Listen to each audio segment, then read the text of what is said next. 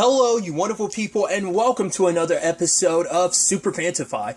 This being a show where it's about TV shows of the supernatural, fantasy, and or science fictional genre. For today's episode, I'm going to talk about the latest episode of Charm.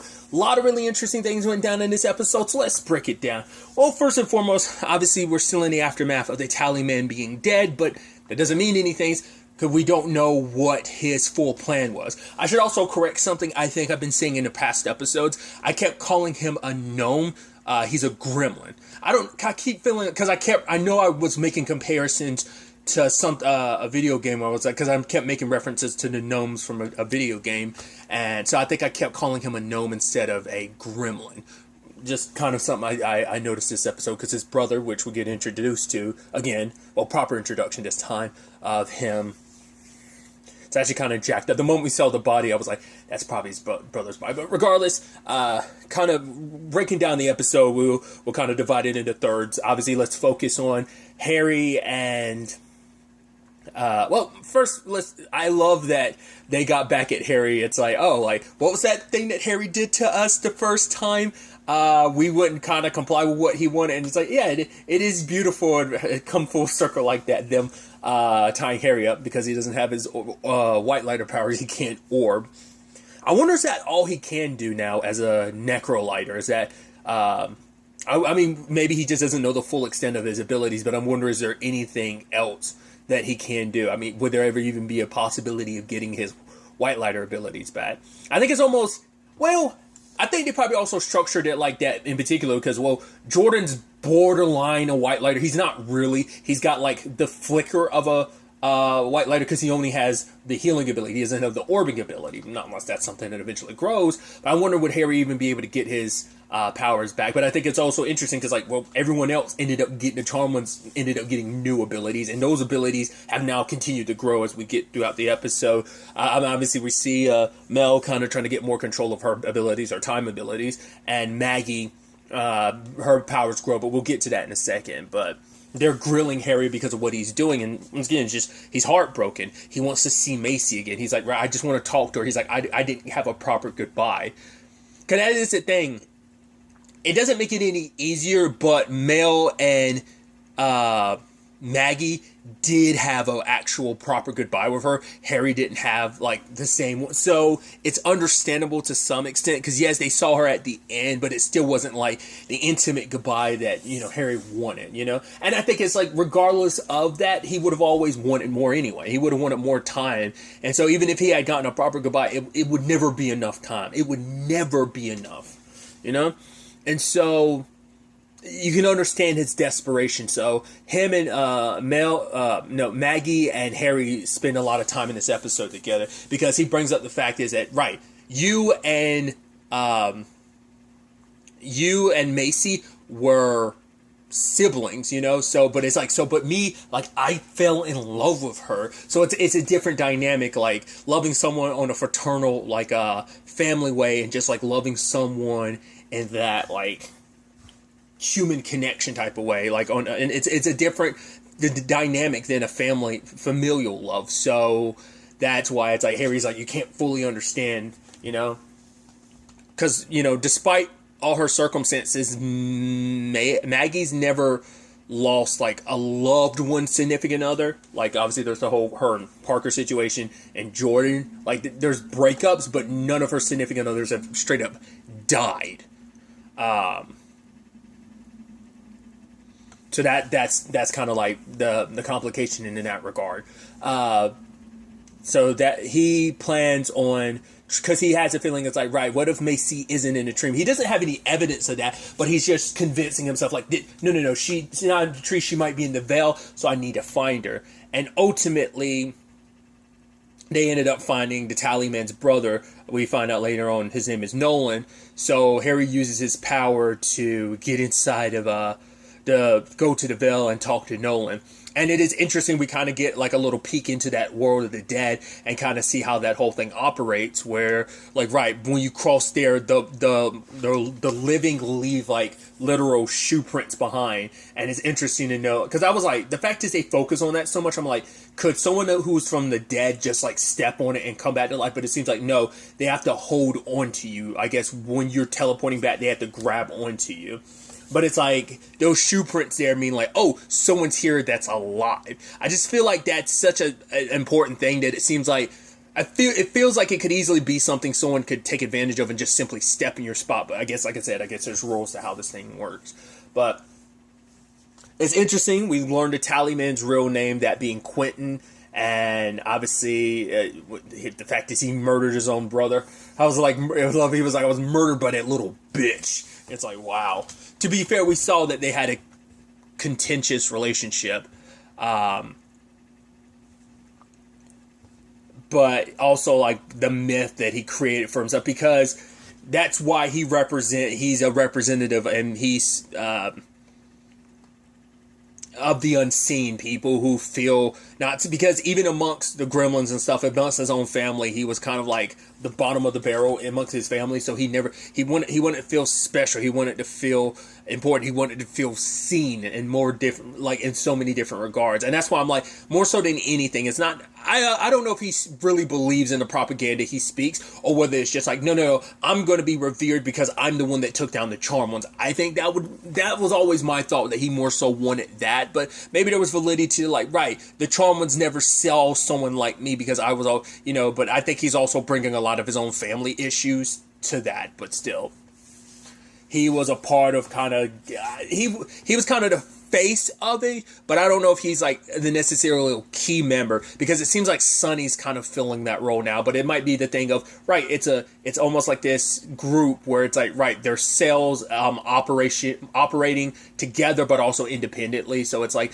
maybe it's a thing of, yeah, if one person falls, it's fine because the unseen, we are here. You might not see us, but we're lurking in the shadows doing our thing. But the moment Harry learned from Nolan that a Charm-One was asking for information, I was like, it's not going to be Macy. I mean, it's like, there's a laundry list of previous Charm-Ones. I'm like, it's one of them. In fact, it ends up being a Guardian. She's the one there trying to gather information because apparently, like, obviously the rest of the episode ties in, and, obviously this whole thing ties into, it's all connected, but just each one of the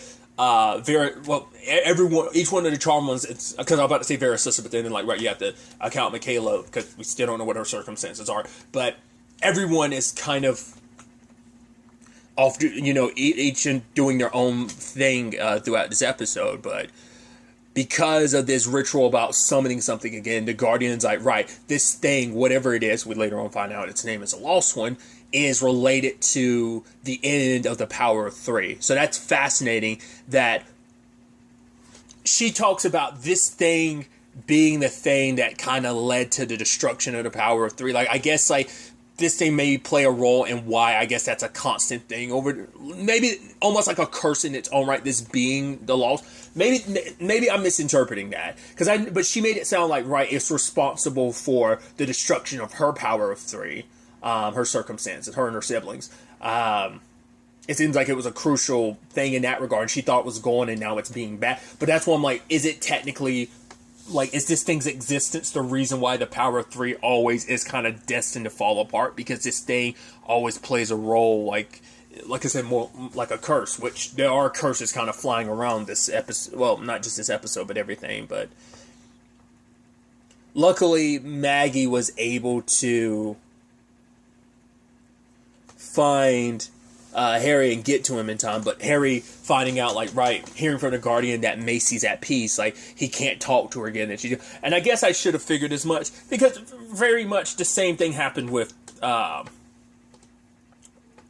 Prue in the original series. You never got to see Prue again, so I figured that was going to be the situation. I thought maybe you get like one episode of Macy. It might be the very end of the season, but that seems super unlikely now, because she's like, no, she's at peace, she's okay.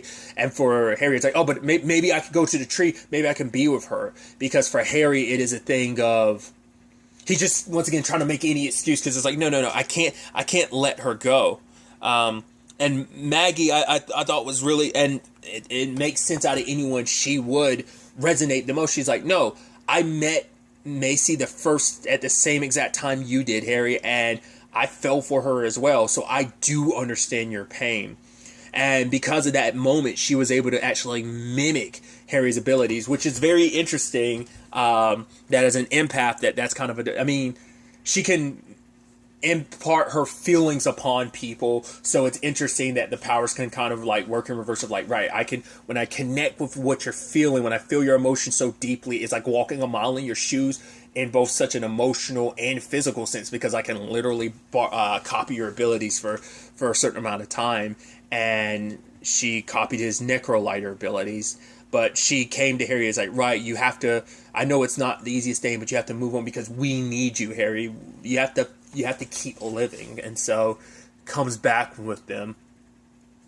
So I'm curious to see, is there going to be, I'm sure there's going to be more need for Harry's ability in the future, but I'm sure they're all going to be super reluctant, because it's like, yeah, his power has a massive drawback that if he's in there for too long, it starts rotting away his body, because you saw his fingers start turning black, because the longer he's there, the harder it is to probably come back, and he just stays dead. So I thought that was just kind of an interesting thing. And once again, Roxy, Roxy has her reasons for it too. I'm sure it's to reconnect with her wife, but we'll kind of see where that goes as Harry, has, as we saw later on in the episode, he's shaving because he's kind of back to being where he is, where he needs to be, and that's helping the guy, because he's been so off on his own pain that he hasn't been here to really help the Charm Ones through this whole Tallyman thing. So there's all of that. Mel's balancing everything, and I love that she's like, right, I thought it was so poetic how her abilities are a time ability, but she's like, it literally feels like time is slipping away from me. Like, it just feels like everything, I'm getting further and further behind. I'm the one with the time ability, and it feels like I'm falling behind. And I think that's such a fascinating element for her, because it's symbolic of just everything happening, like this Tallyman stuff, all the stuff with Harry, then the fact all this Ruby stuff, the Swan Bee, which is like, last thing you want to know is the cute nickname between your ex and her new significant other. It's like, no. That's gotta sting a little. So Mel's dealing with that. Then she runs into Jordan, who's investigating stuff for Ray, but he doesn't want to let Mel know. He's like, no, like, someone I know is going through something. It's like, oh, wow, this is related to the Pink Moon? The thing you're investigating? I'm investigating the Pink Moon. Oh, cool. I didn't expect the episode to play out the way it did. I thought, like, Jordan would have done a better job of hiding it, but no, he didn't. But, he was like, oh, yeah, this person I'm helping has got tentacles and a big brain, and like, I love that you're just like stumbling your way through these lies, and it's like, yeah, let me move this stuff, and then Mel notices a cup. He's like, I made that cup. This is Ray's stuff. And he's like, Jordan's like, okay, and so he breaks it all down for her. But I love the metaphor that Jordan gave to Mel to kind of help her through things.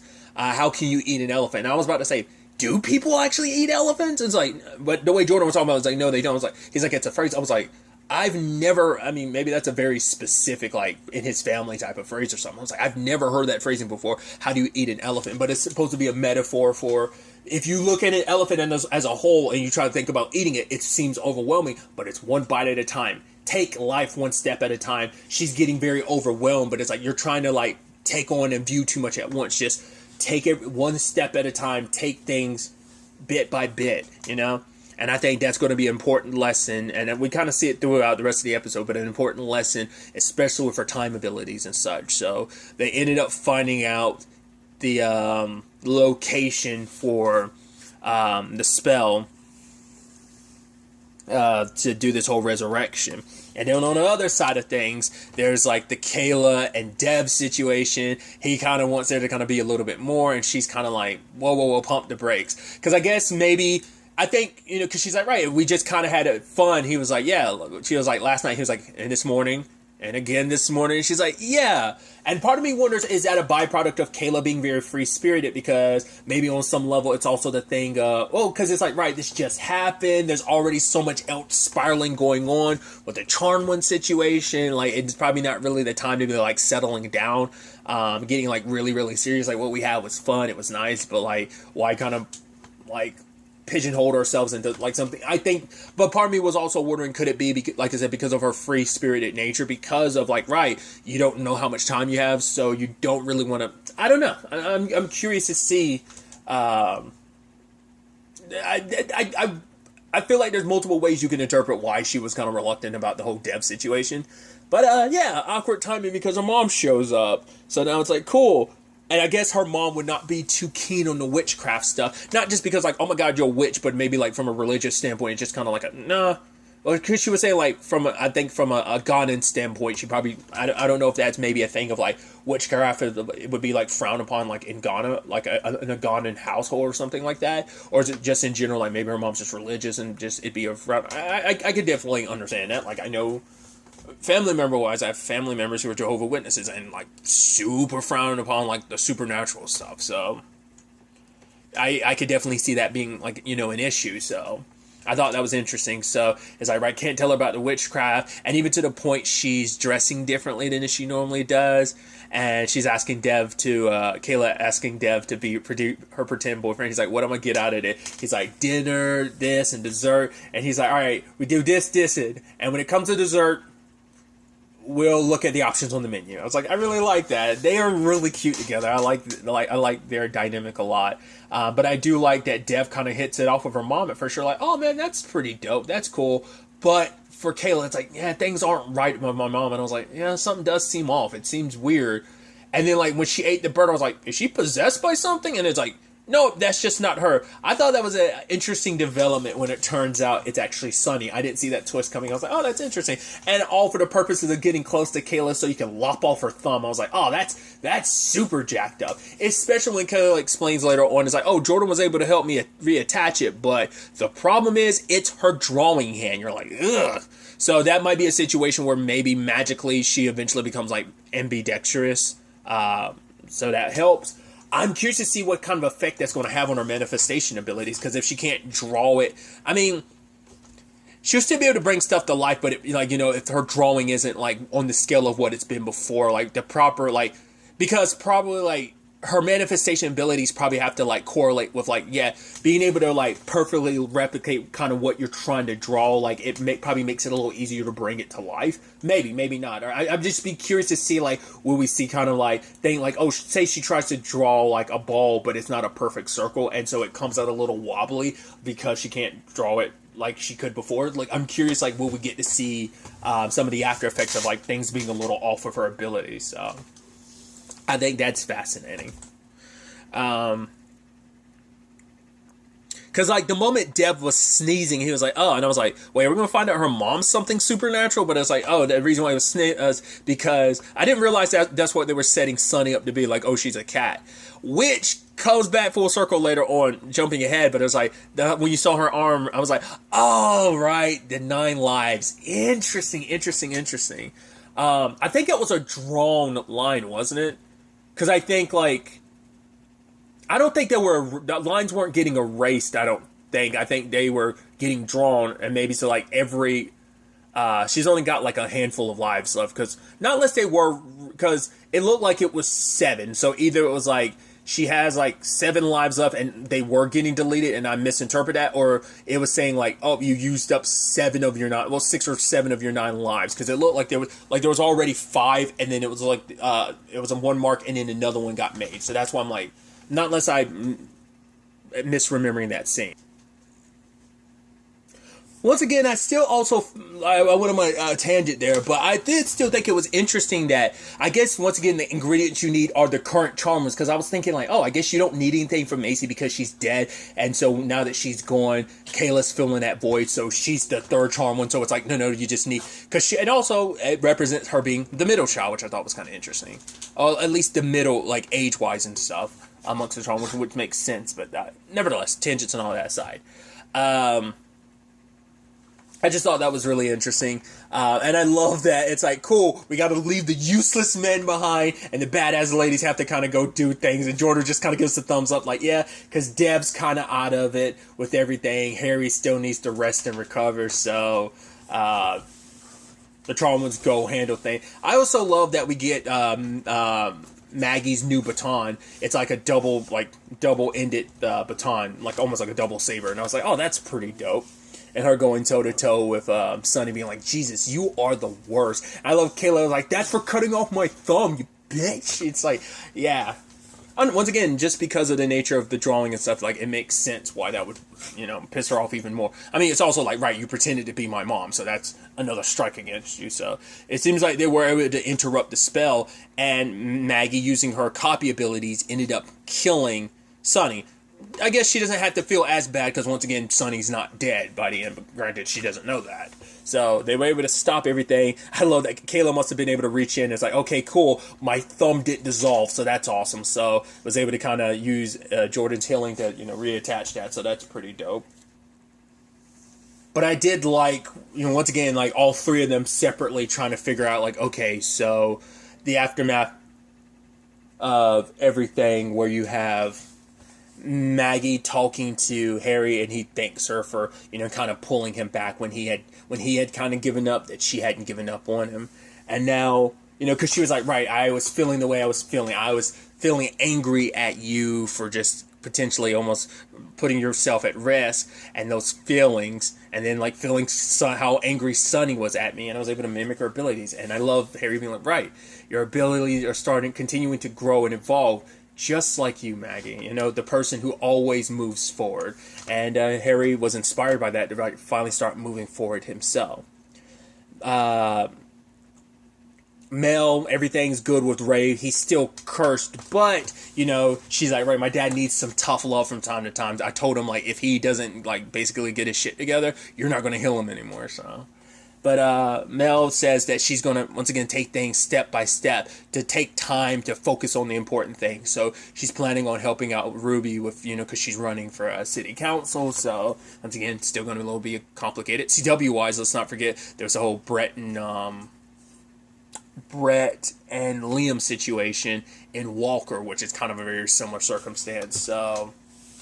it's definitely going to be interesting to see how that develops. Like, it's like, right, her and Swan together, so it could end up being a whole, Ruby and her are potentially going to eventually get back together thing. I don't think so, but we'll see.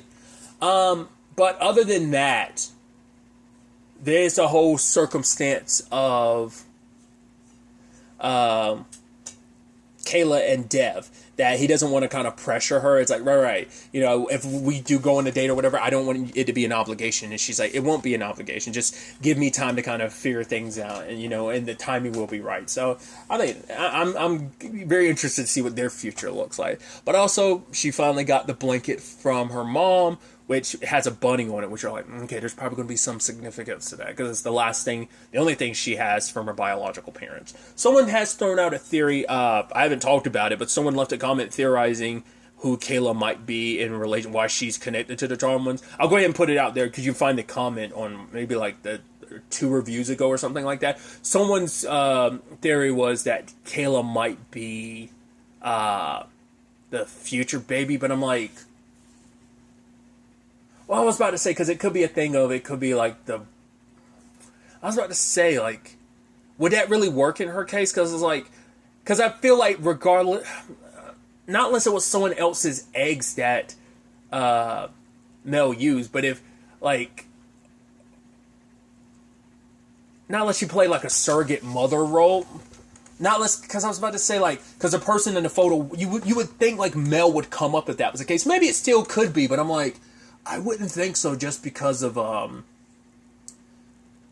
because I can understand with the dad situation, because we'd be a sperm donor, but I'm like, the mother thing you would assume, because Mel's the one who gave birth to the baby, but it's like maybe technically the baby's eggs aren't her own, like maybe it was someone else's eggs, because we never really got into a lot of that, so I don't think that's going to be the case. I mean, maybe that I thought was kind of an interesting theory when I saw that, so.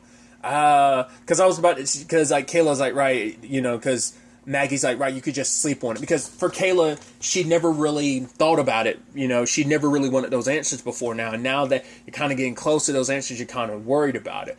But I'm almost like, no, don't make me wait. Tell me now. I need to know. It's like, I was hoping Kayla would be like, no, let's do this. I was like, oh, thank you. But she's like, nope. It's like, oh, okay, so you're gonna tease us more with this. I'm like, I'm legitimately so fascinated to find out what this is going to be. I'm also curious. It's going to be interesting to find out what people's reactions are going to be. Like, is it going to be like oh wow, that's her history? I'm most likely going to have that reaction no matter what it is. But I'm also curious how many people are going to be like, oh, that's what her whole deal is. Okay, you know, I'm be interested to find out how people are going to feel when it does finally get revealed what her circumstances are.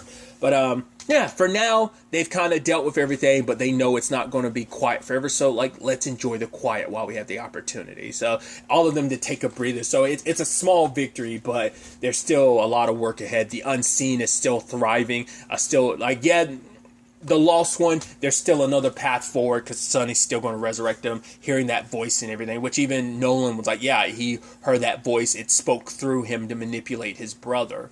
But the unseen is like, they've still got to deal with all the hate from the magical world. So it's definitely going to be interesting to see where all of this ends up taking us going forward into the next episode. But really, that's all I'm going to talk about. So the next time we meet, be happy, be safe, live life to the fullest, and enjoy it. Good day and goodbye.